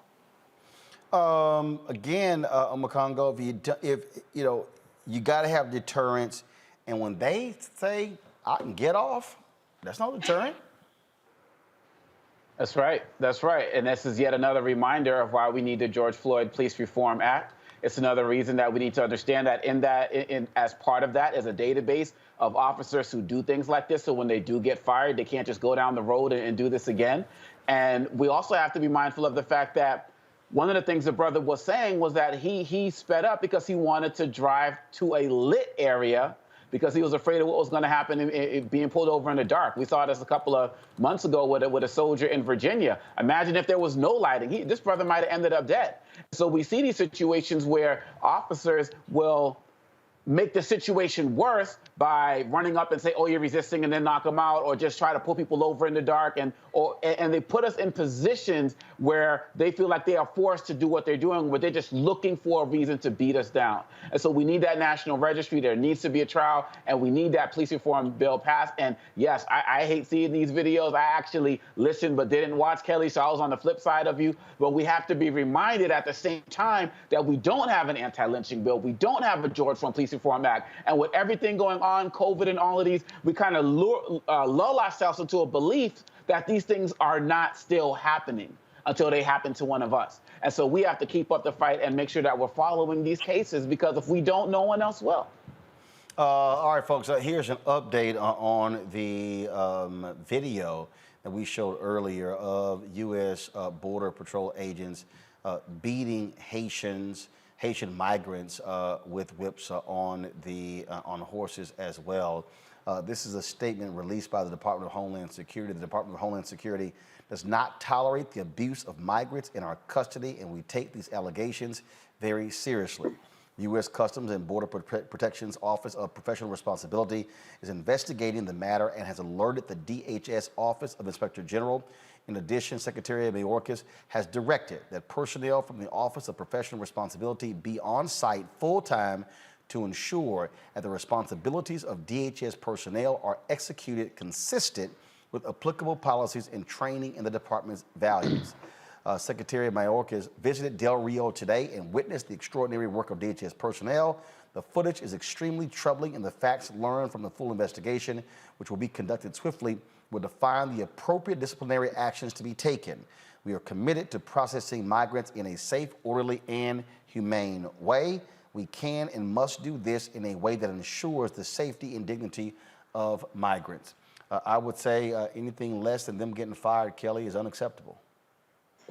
I don't see what's humane about a man with a whip on a horse whipping Black people into submission when they are clearly of no threat to the men on horses with whips. Like, there's no excuse for this whatsoever. And like I said before, or at least I tried to say before, this administration knew what was going on at the border. This administration knew that they were equipped in this way. And if they didn't, they weren't doing their due diligence as an administration regarding who is guarding the border. This is unacceptable on so many fronts. I mean, I'm sorry. It's just unacceptable. It is unacceptable. And that statement to me was a load of BS until I see something otherwise physically, tangibly change. Absolutely. I'm Magongo. I found it interesting. I was kind of reading that with a little bit of a third eye, and they talked about cheating people with dignity who are in our custody. And I'm like, okay, well, if these guys didn't fully cross the border yet, if they're kind of like still on the Mexico side, does it justify what they did? You know what I'm saying? And so I thought that was very interesting in terms of how it was worded. But like Kelly said, until we hear some real consequences and see some real action, in addition to all of the other nonsense that needs to stop, like stopping these flights and letting people know, not letting people know where they're going, these are just words to try to quell a situation, but we need to see some real consequences. Absolutely. And so we will be looking for more of that and so to see what happens next. So, yeah, it's going to be quite interesting. All right, folks. You know what time it is?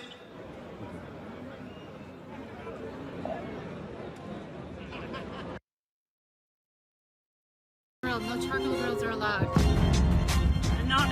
I'm white. I got you, girl. Yeah, illegally selling water without a permit on my property. Whoa! Hey! You don't live here. I'm uncomfortable.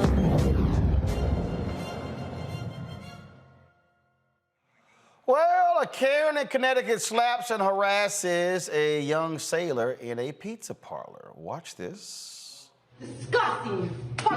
Ma'am, you're on camera. I would leave now before I call the police. Yeah. I will call the police if you don't leave. No, you are not permitted to grab my phone. You're not permitted to grab this hat. Yeah. I don't know where this behavior is coming from. And just let him be. Just let him be. Show his uniform. Show his uniform. Let him be. Show his uniform.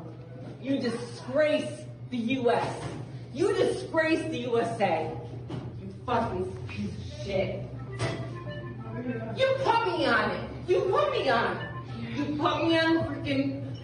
Put me on. Put me on. Hey Williams, can Put me on. Can you give me Chief's number? What's Chief? Chief That's not a Chief uniform. You piece of fucking shit. Chief Powers. Well, Lori Desjardins turned herself in after the video of her discrediting Sean Myrtle Jr.'s status in the Navy and slapping him went viral. She's facing third-degree assault and second-degree of breach of the peace. Sean remained calm during the outrageous encounter. See, here's the deal, and this is what we got to confront this, Omakongo. See, we have to be the ones who remain calm when they act a fool. I'm just telling you right now, you put your hands on me,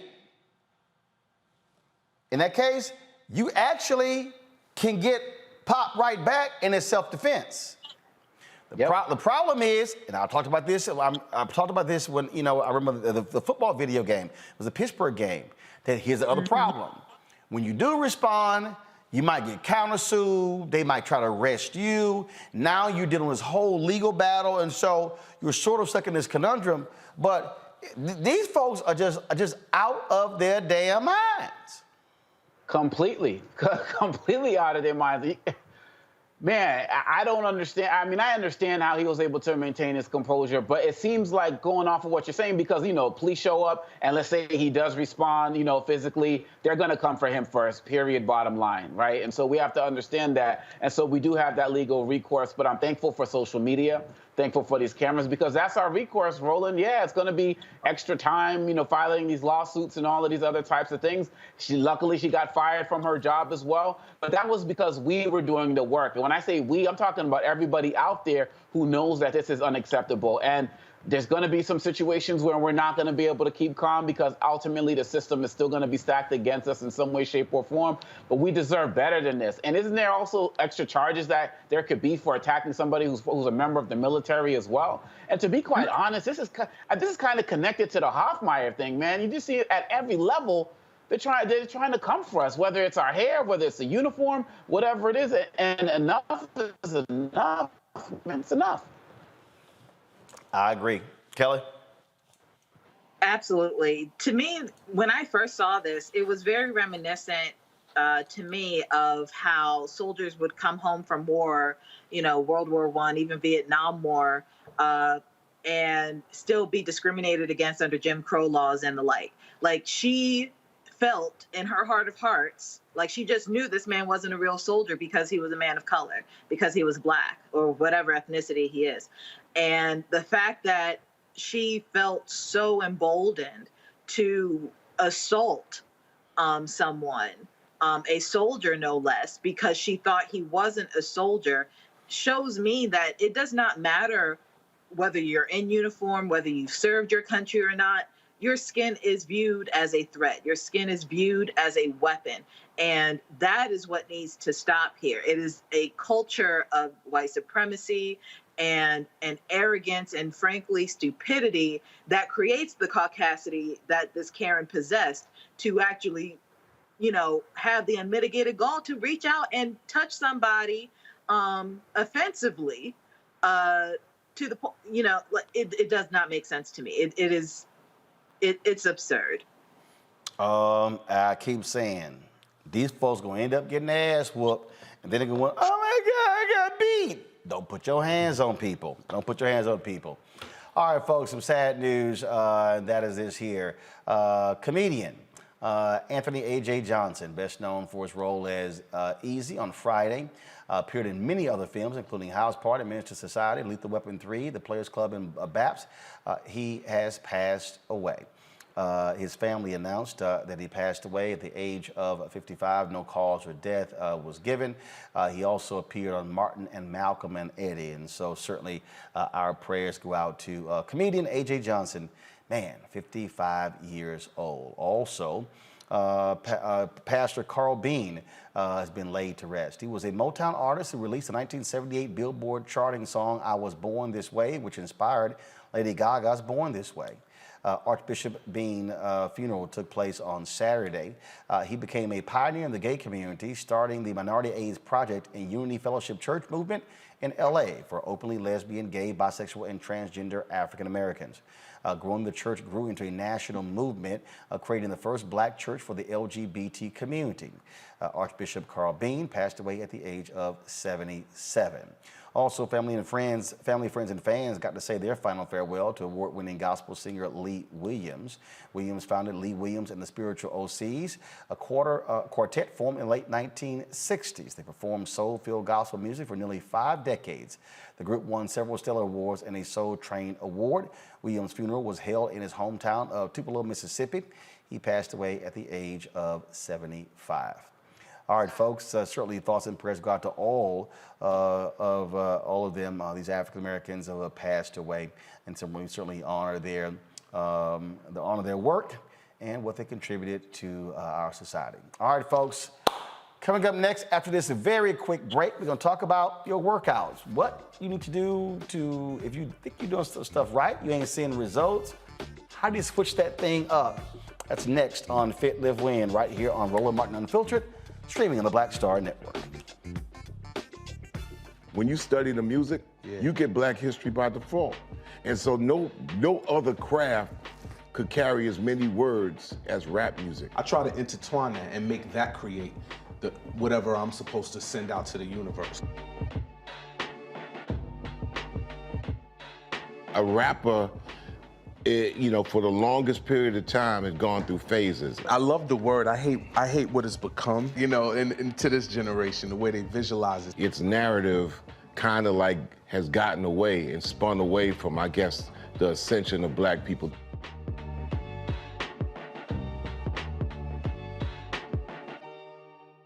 Hi, everybody. This is Jonathan Nelson. Hi, this is Cheryl Lee Ralph, and you are watching Roland Martin Unfiltered.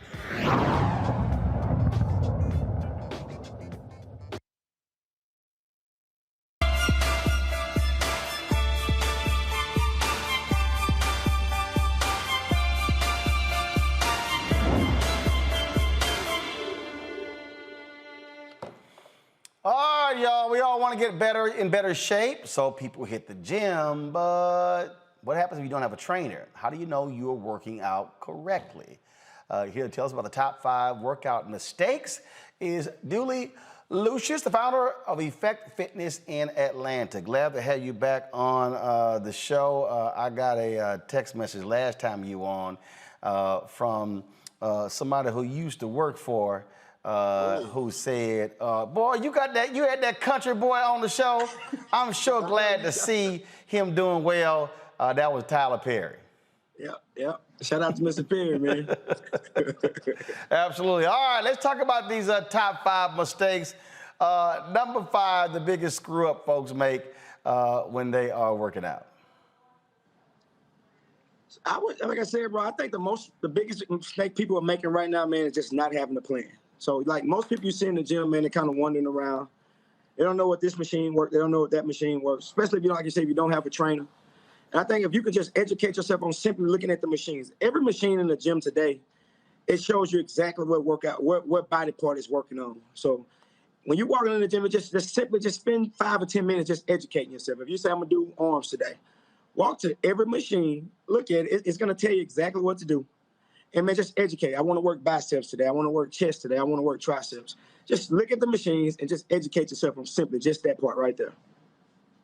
All right, so what about this whole issue of inadequate nutrition and hydration? So here's the question. If we work out in the morning, do we eat before we work out, after we work out, Do we work out on an empty stomach? Do we do a banana? Do we do protein shake? What do we do?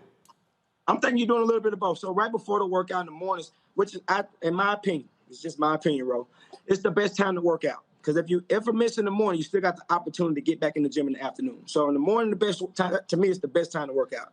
You got a little room for error. Because if you miss in the afternoon, there's no way you're getting back in there super late at night. But I would suggest you eating something light, like a piece of fruit, like maybe a protein shake right before a workout. But the key meal rolling is right after the workout. Like, you see so many people that don't know what to eat after the workout, and they end up not having a plan, so they're going to get something fast. They end up at some damn fast food restaurant. So I think the most important part is make sure you put the right stuff back in after the workout, because that body is burning. Your body is burning. Your body is burning. So you want to make sure you want to put that protein in there, make sure you got something, because that body is burning that fat. So you want to make sure you're putting the right stuff back into your body after the workout. Okay. All right. This is probably a good one. Inadequate warm-up. I see this all the time when people play golf. They do not do a proper warm-up. And they see me over there stretching, using my bands, and I'm like, all right, y'all going out there and try to hit cold, see what happens. Yeah. Like I said, that's the warm-up. That's the warm-up. That's getting to the gym early. That's having a plan, man. Like I said, from playing golf, for any sport, if you don't warm up properly, I'm telling you, it's not happening. It's just not happening. It's not happening. All right, let's see here. This is probably, I don't know if Kelly and Congo, y'all have this issue. Resting too long in between sets. How long are we supposed to rest? 5 to 10 seconds max, man. 5 to 10 seconds max. But that's where that accountability. 5 to 10 seconds, not like 30? What? No way. No way.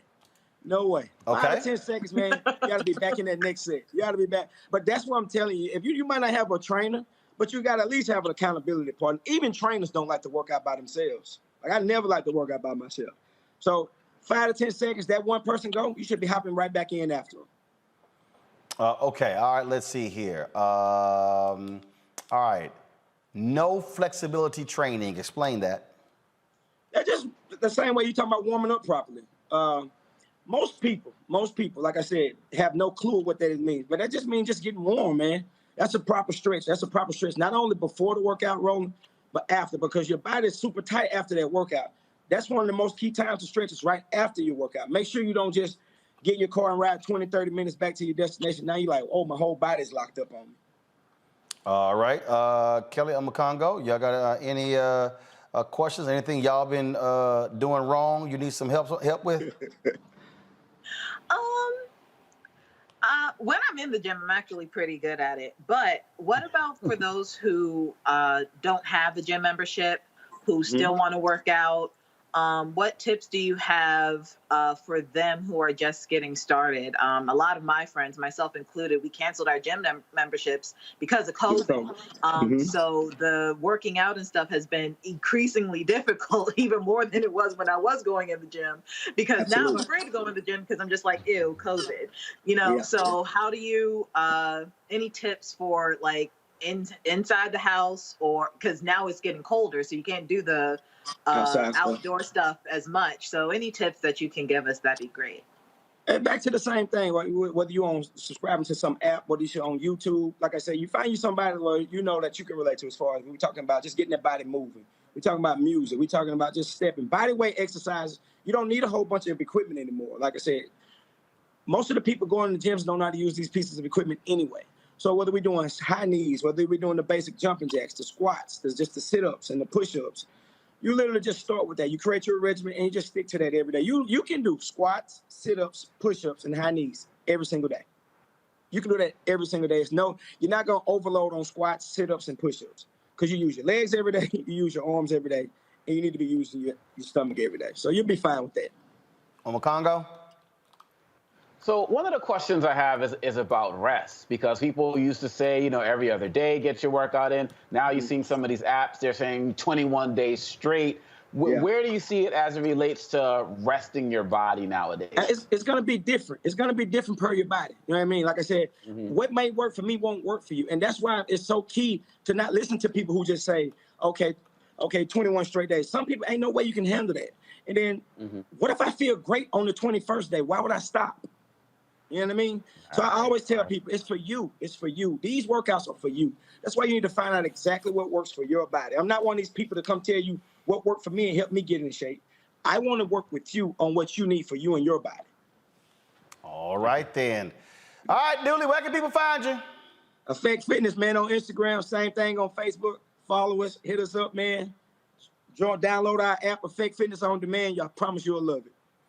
You promise we gonna love it? I promise you'll love it. Right from your own living room. You ain't got to come to the gym. Well, look, Doc, we certainly appreciate it. And again, folks got to get right. You know, we've got, of course, the winter season coming up. And so I'm quite sure folks want to be straight. Don't want to get caught off guard in the season. We appreciate it. Thanks a lot. Thank you, Ro. All right, thank you very much. All right, folks, that is it for us. Let me thank Makongo and Kelly for joining us on our panel today. Folks, we're going to stay focused and connected when it comes to what's happening with the Haitian migrants in Texas. I will be pressing the White House again to get somebody on the show. Hopefully, we're going to have the Congressional Black Caucus on the show tomorrow as well. If y'all want to support what we do, be sure to join our Bring the Funk fan club. Where every dollar you get goes to support this show. Cash App, $RM Unfiltered, PayPal.me/R Martin Unfiltered, Venmo.com/RM Unfiltered. Zelle is Roland@RolandSMartin.com, Roland@RolandMartinUnfiltered.com. Don't forget to also download the Black Star Network app. That's right, folks. You can watch us right there on the app on your iPhone, your Android phone, Apple TV, Android TV, Roku, Amazon Fire TV and Fire Stick, Xbox One, plus Samsung Smart TV. So please support what we do, folks. We are at 12,000 downloads. We already passed 10,000. Our next goal is to get to 20,000. So let's make it happen. Share with others. Spread the word, folks. We got some great stuff that we're doing. And I cannot wait to unveil the next steps for us. That's it. I'll see you guys tomorrow right here on Roland Martin Unfiltered on the Black Star Network. Holla!